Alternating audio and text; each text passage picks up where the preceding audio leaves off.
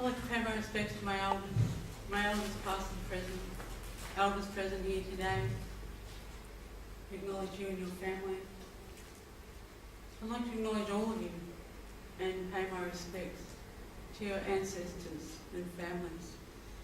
And yeah, I am proud to be here today, and it's been a busy week. Oh, well, it's not even finished, but I feel like it's been 10 weeks in two, you know. We're very busy as elders this week, being National Aboriginal Week, and it's about, this year's theme is about looking at our people that have done something absolutely tremendously well to help us get to where we are today. My mum grew up in North Melbourne, so I know this place a little bit, and she told me a lot about her childhood here, and there's a lot of families that moved here when they were moved off Wurundjeri Mission. My grandmother grew up on Wurundjeri Mission and had my great-grandmother grew up on Wurundjeri Mission where my grandmother was born. And I feel very proud of that, not because they're on a mission, but because of those strong women that I'm here today. My mother was born in Barham, as her first cousin was. The two sisters walked and went on horse and dray to Barham to have their children so that they wouldn't be taken. And it's a long way. I've driven in the car, you know, and I've been to visit the place where my mother was born. It was, when they were born, it was all bush and really, really thick forest, so no one could get in there to steal the babies. And so, you know, I feel very proud about my women. I also feel very proud about my uncle. My uncle's William Barrett, and he is a fighter for Aboriginal rights for a long time. He died in 1904. And he walked to Melbourne 4 times in his life from Wurundjeri Mission in Healesville to Parliament to fight for us to have some land. And he wasn't successful. But because of his tenacity and the way that he delivered himself and the way that he could speak to government people, the Wurundjeri people became known.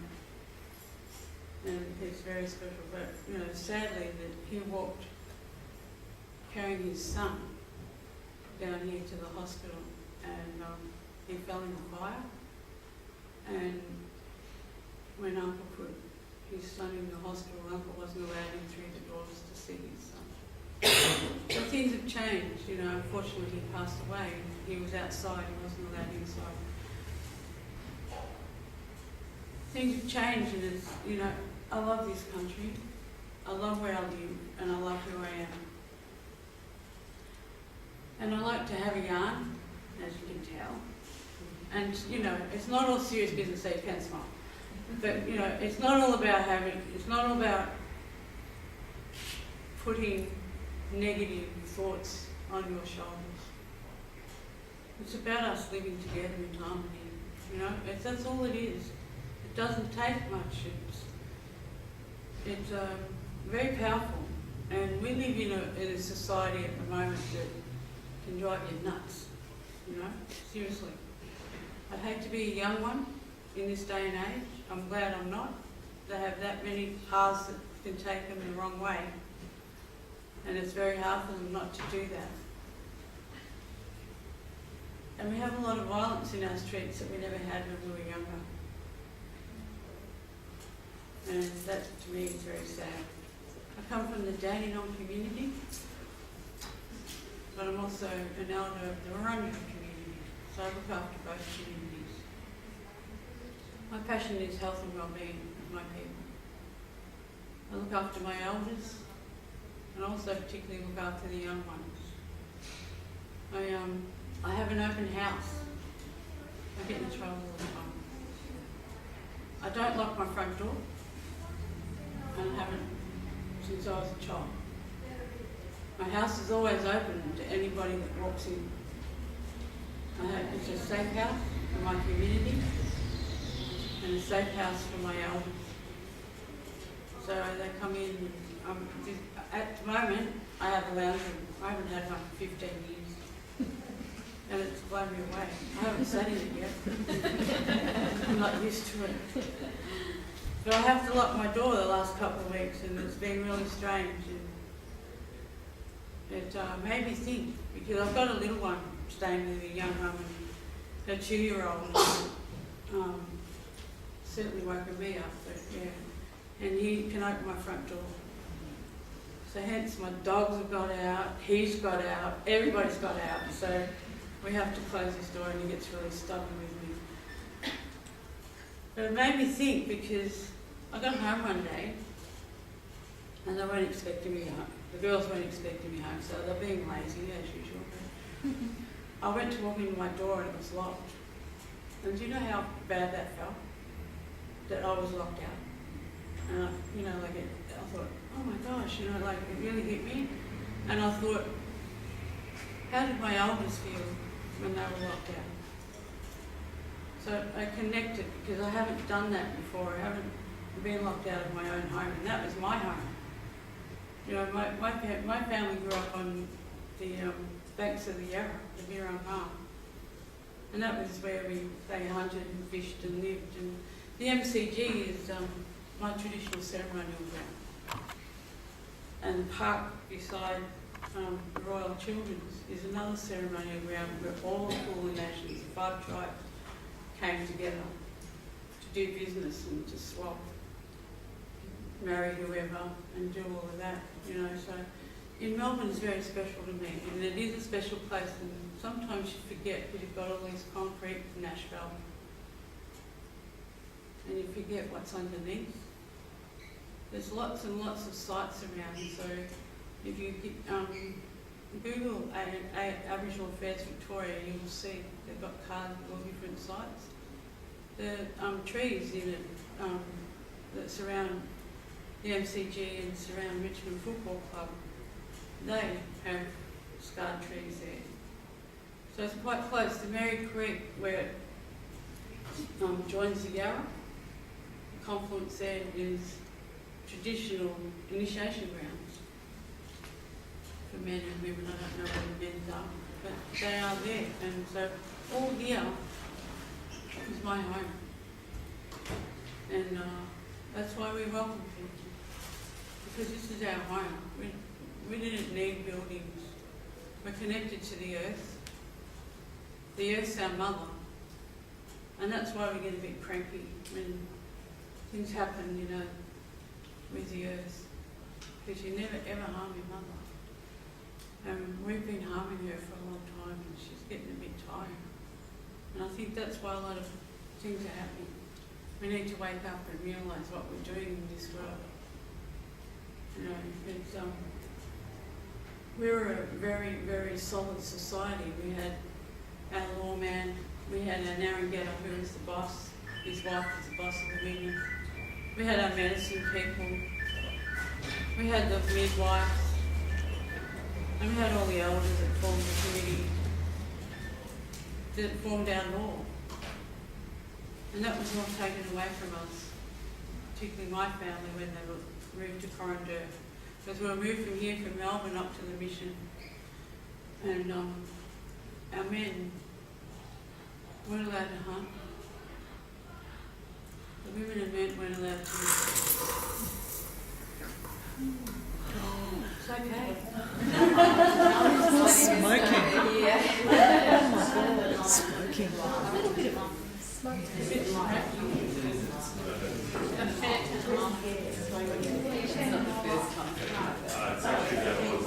Not here, but Hey, Aunty, Yeah, that's better.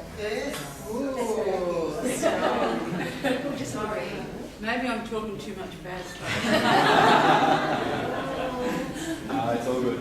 Maybe my ancestors are telling me to do something deadly. All right, I'm going to change. Okay, I'll tell you. We'll leave that. I'll tell you another day. I believe in that sort of stuff. I'm a Facebook nan. Okay? I'm pretty deadly at it. Why am I a Facebook nan? Okay. I went to Telstra and I spoke to them. I had to do a welcome like I'm doing today.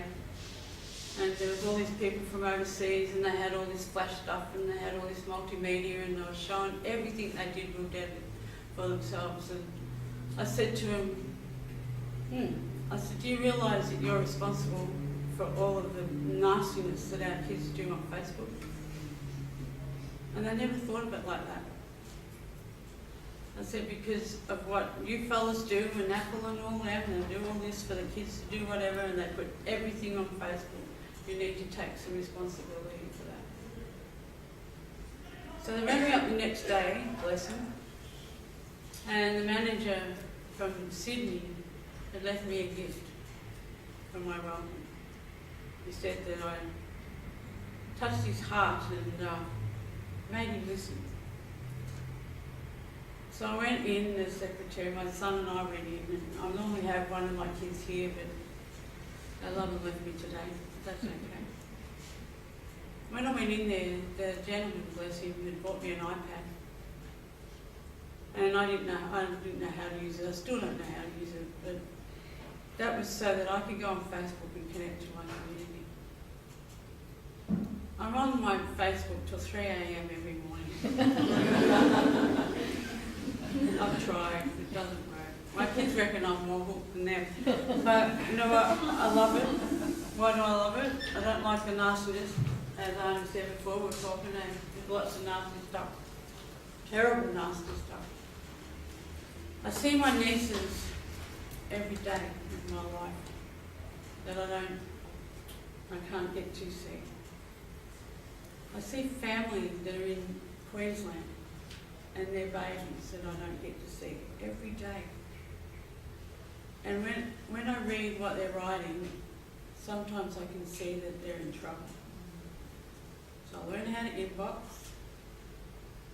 And what I do is I talk to the young ones every night. And they tell me their troubles. We had a young one who's 20 community, and I get lots of people that ask, young ones that ask me to go and talk to them because they've got some troubles, or go and smoke them because they, feel that they need to be comfortable on country and things like that. So you can do good out of something. It's not always all bad.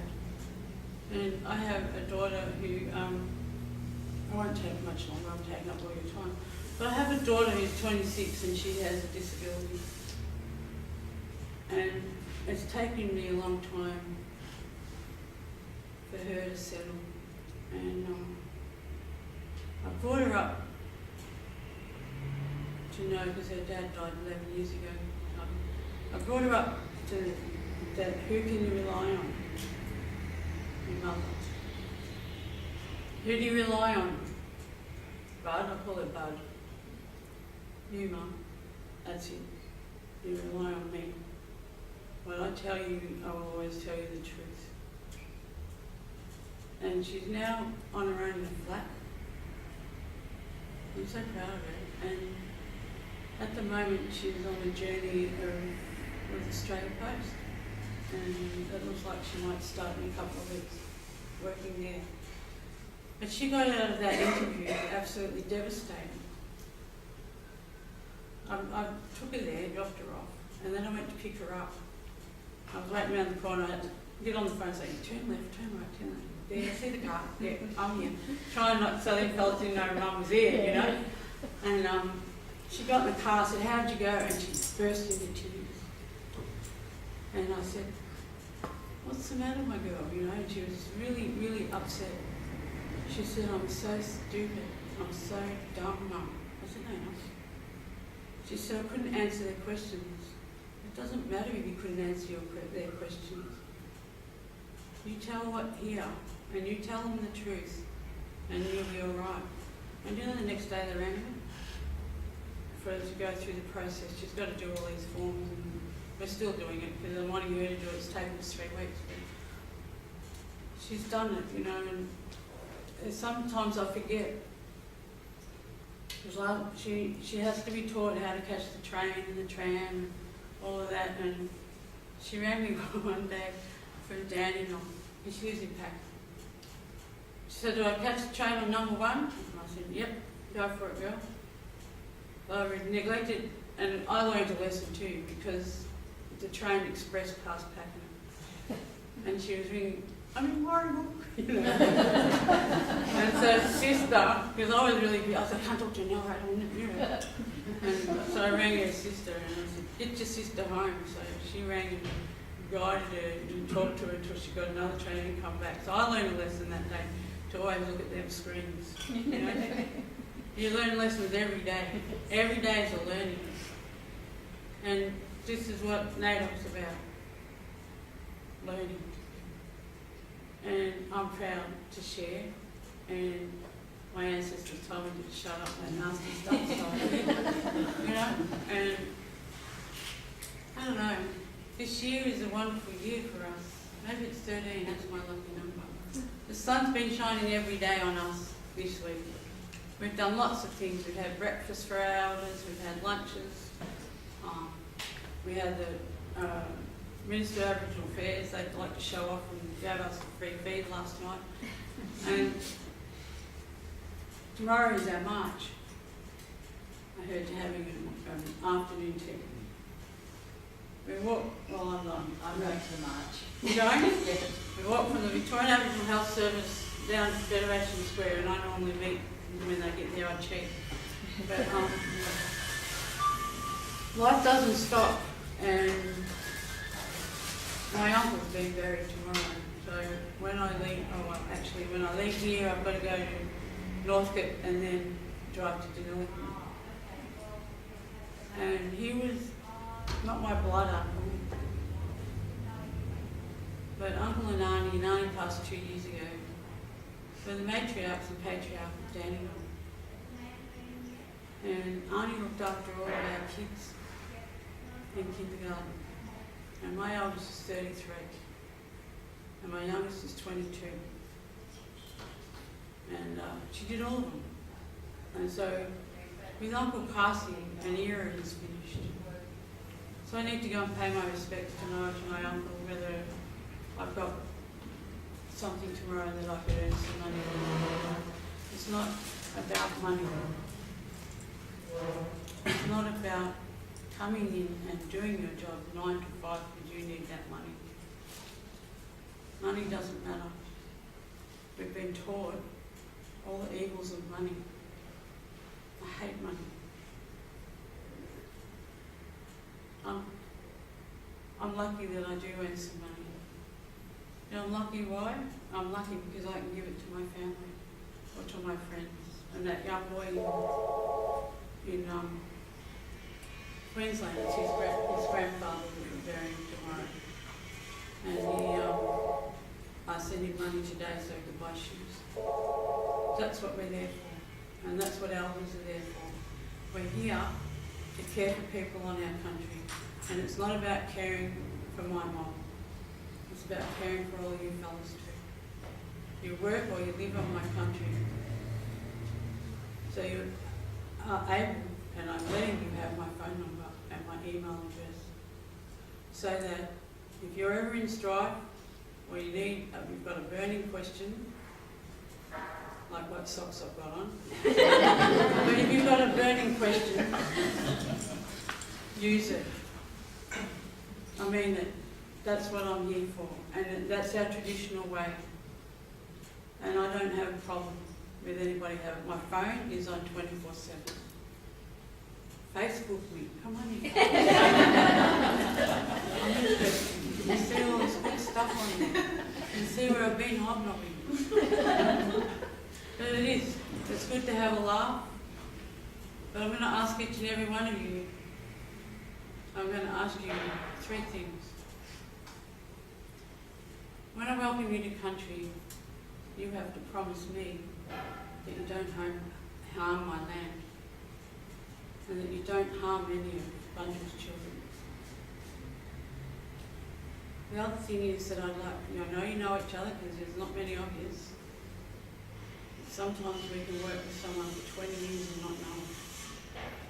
So I want you to actually talk to each other. I want you to share a bit about who you are and where you come from. I ask that because I firmly believe if all of us as adults can understand each other, we can live in harmony. And when we live in harmony, our children live in peace. And we're so lucky in Australia that we can all sit here, many cultures, many religions, and not have any fear of harm. Sometimes we forget that. Thank you for having me. Thank you for blessing my day. And can I just say, may Bunjil, my Creator, surround you and keep you safe on country. And on behalf of my elders, I say Wurundjeri Community Elder. It means welcome to the home of Wurundjeri country. And I want to welcome you all, from the tops of the trees to the roots in the ground, as we look after my country.